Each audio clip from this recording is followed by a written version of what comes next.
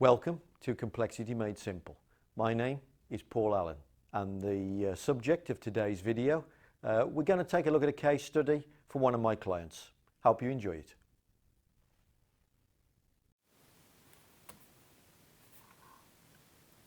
Okay, let's get into this case study, which is very much Lean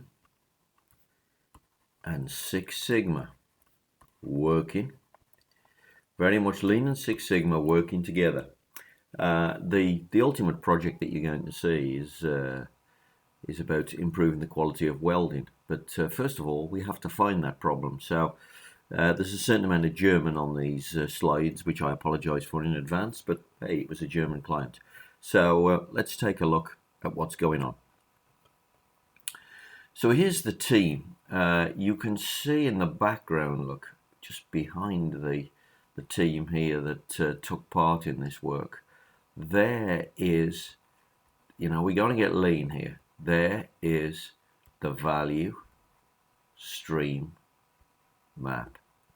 And one of my other videos talks about project selection. This is a great example of how to select projects. We were doing some lean work in this company. We did a value stream map in order to find the priority issues in the value stream.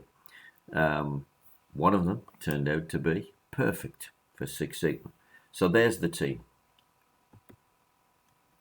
Here's the product. This product, let's have a look. It's about 1 meter wide, this thing. So it's about 1 meter wide. It's an iron core. It's an iron core that is part of power generation equipment. So it goes into a power station. The iron core is part of the large transformer that creates electricity. So you don't want this thing to fall to pieces. And the way that it's made, you have slices of metal here. You can just see them. And then what we do is we weld across the top and across the edges to weld all these pieces together to form the iron core. So that's the product. That's what we're making. As I mentioned, the team, we took, by the way, it took us 4 days to create a big picture map. It seems like a lot, especially for a team of about 10 people, but bear in mind, 4 days, you might do one of these every 3 years. Okay, because once you create one of these things, there is 3 years worth of projects on this map. Now, one of them, look, there's a rework loop. There's the opposing arrows, look. There's a rework loop on this map, so we have a quality problem that's causing havoc in this particular value stream. Let's take a look at the problem. So you can see a little bit better now the slices. Whoops. You can see the slices of metal, and you can see the way that we weld across this way in order to lock them together. Here's the problem, look, the quality of the welding. And you can imagine when you get this problem, the whole piece goes in the bin. I mean, these are big, expensive pieces to be throwing away. So that's our problem. Now, it's a technical problem. So once you get a technical problem, we've been looking at a lean tool, we've been looking at a value stream map, a big picture map, but now we have a technical problem.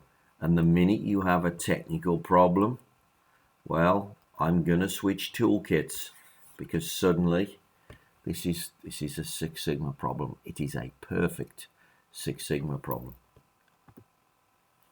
So we're going to form a specific team in order to tackle this problem.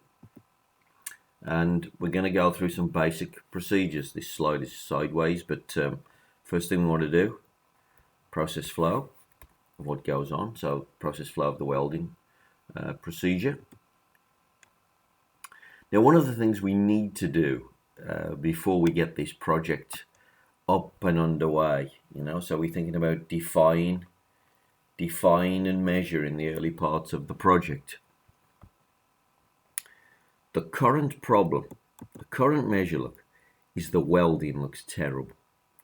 That's not really a great measure. We need to find a better measure in order to make the problem easier to understand. Now, talking to the team, I'm not a welding expert, but talking to the team, what they said was, you get these dots of spatter. The dots of spatter are a bad sign. That's bad welding. So the more dots of spatter we get, the worse the weld is going to be. So they're saying the dots of spatter is the indicator of a good weld. So what we're going to do, we are going to count spatter as a measure of success on this particular project. It's a little bit rough and ready. It's not the best measure I've ever come up with, but it's much better than saying pass and fail. So moving on, then we start talking about variables. We start talking about inputs. What inputs are important to the quality of the weld? Well, down here, welding parameters, things like the feed rate, etc., were identified as important. The gas, the mixture of gas and the feed rate of gas was important. The level of oil pollution on the parts. These parts are pressed, so you can see each slice here. This is pressed. They're basically a T-shape, by the way. You can't necessarily see this from what we've looked at so far, but they're basically a T-shape. So we press all these individual plates, then we line them up to create the component, and then we weld 2 welds across the bottom, and we weld here. Okay, so they're pressed, and one of the things that they think is wrong is that they are getting oil, cutting fluid. They're getting oil contamination on the parts, and when they try to weld it, it smokes, and that's what's causing this problem. That's what's causing this problem here. So that's one of the things that they want to test. So, okay, cause and effect, some settings, some problems with oil pollution, things like that, some gas settings, etc. So we end up, look, with how many variables? Let's take a look. We've got 1, 2, 3, 4, 5, 6, 7, 8, 9 variables. 9 variables are of interest to us on this particular problem. Now, if you took a very traditional approach to this problem, which is a 1-factor test, so in other words, you check the gas type and you do some tests, then you check the tip condition and you do some individual tests. Each time you change 1 factor at a time. Think about this. We'd need samples for each test. Now, what I can tell you, if you looked at this properly, if you used a proper sample size calculator, the likelihood is it would tell you to get 30 samples for each of these. Now, what did we say we got? 1, 2, 3, 4, 5, 6, 7, 8, 9. 9 threes.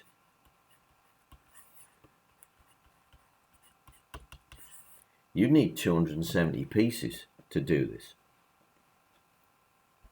That's if you take what's considered to be the professional route, the 1 factor at a time route.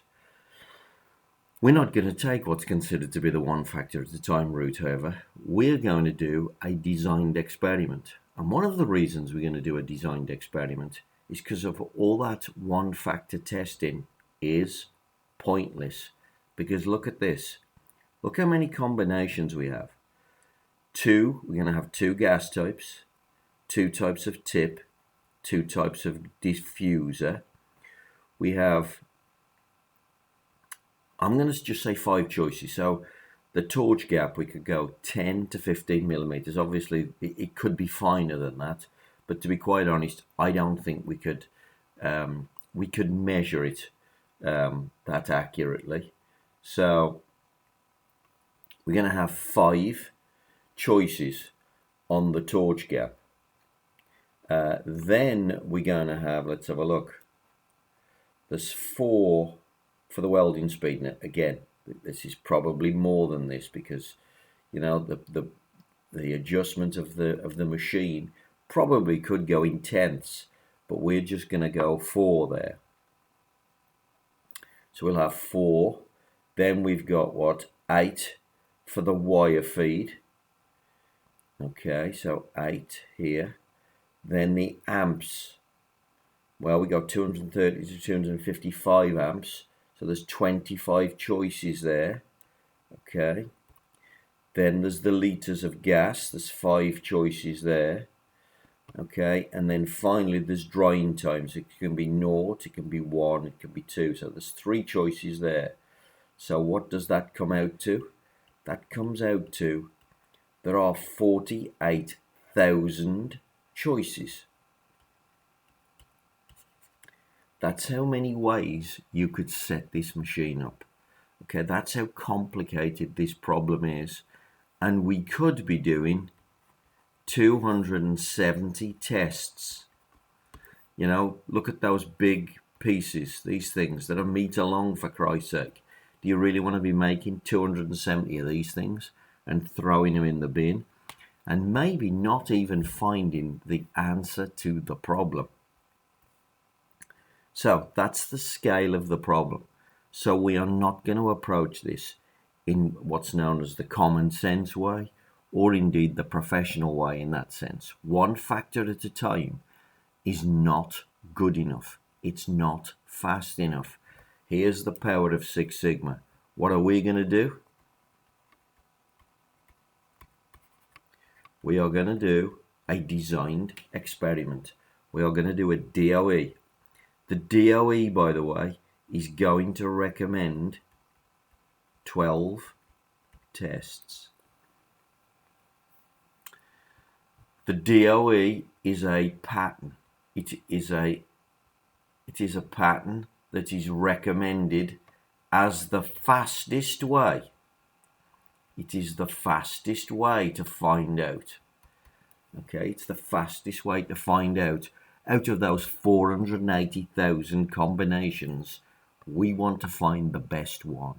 How do we do it in the shortest possible time? You use a design of experiments. Now let me just show you. This is a different welding problem, but this is also a welding problem. And this engineer used his skill. Okay, so this is a client of mine. I taught them design of experiments, and for some strange reason, the engineer decided to go his own way. This is a picture of a flip chart that we created when we were trying to figure out whether he learned anything or not for all the work he'd put in. Look at all the pieces that he's used. By the way, these are expensive pieces. These are castings. They always tell me that these castings are expensive and they don't want to use too many. But look, he did some tests. He used 14. Then he checked the depth of cut. He did 1 test. By the way, what do you think of a sample size of 1? Doesn't tell you anything really, does it? But anyway, he did a test. He did 1. He did another test. Didn't tell him anything. He did 1. He did another test. He used 1. Then, well, he's getting a bit smarter now. He used 16 pieces to do a 1-factor test about cleaning. Then he used 8 parts to see if a similar part, but that was slightly different, was any better. Used another 8 parts. Then he changed the processing conditions. He used 140 parts, 140 samples. Okay, then he did 12v12. What's that? That's 24 pieces. Then he did 8v8. And again, what's he doing? He's doing a 1-factor test. Then he does another 1-factor test. He uses another 16 pieces and another one. And finally 4 pieces at the end. I mean, look at this thing. Added up. What have we got? 14, 17, 35, 43, 43, 183, 183, 187, 207, 207 plus 32, which is 239, 239, 243, 53, 59, 200. He used 259 pieces. And when we got to the bottom of the analysis that he'd done, what did we decide he'd learned about the process? We decided he'd learned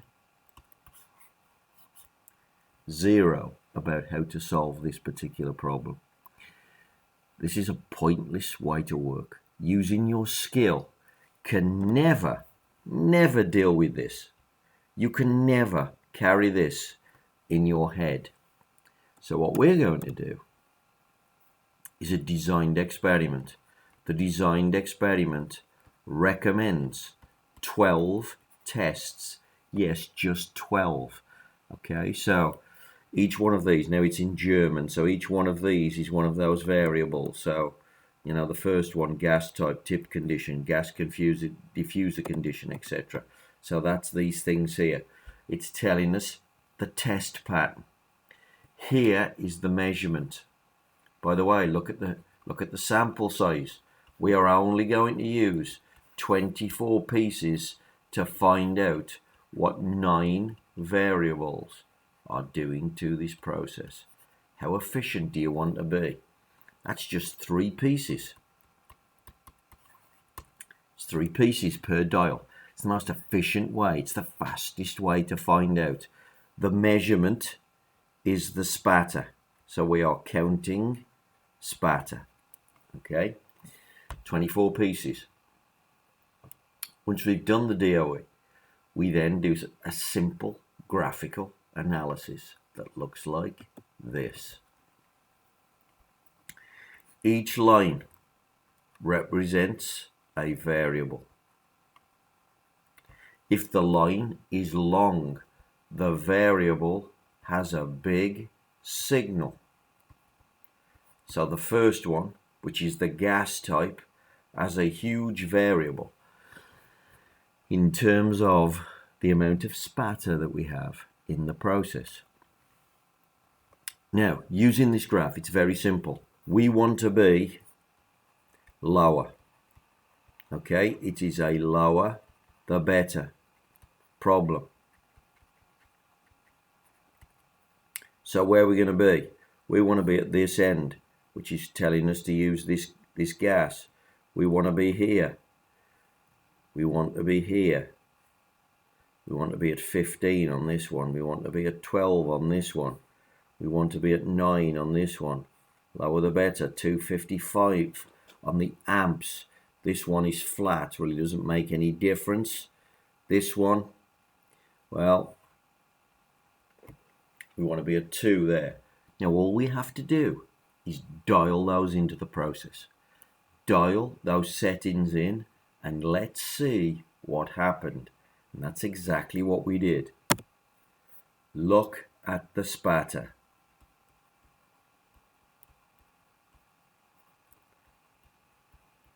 Can you see any spatter at all? Perfect. A perfect weld. There was 480,000 combinations. We did 12 tests, and from 12 tests we found out. This is so much faster, so much better than skill. No other technique beats this. DOE. It's the fastest way to find out. Now, of course, we can go back to lean type tools and we can start putting visual signals on some of our settings here. Now we're doing TPM type work, we're doing lean type work, we're doing visual management type work. So we started off with the value stream map. Then we went to Six Sigma, did some DMAIC. Now we're back doing TPM. What a great example of Lean Six Sigma. That is the way these tools work together. They are the most fantastic techniques. And if you want to do this, if you want to save loads of money, and if you want your processes to be running at the absolute best settings, this is the only way to do it. Lean and Six Sigma. Give me a call and I'll show you how to do this. Well, I hope you found that useful. If you've got any questions about that topic, or indeed anything to do with Six Sigma or Lean for that matter, give me a call and I hope to hear from you soon.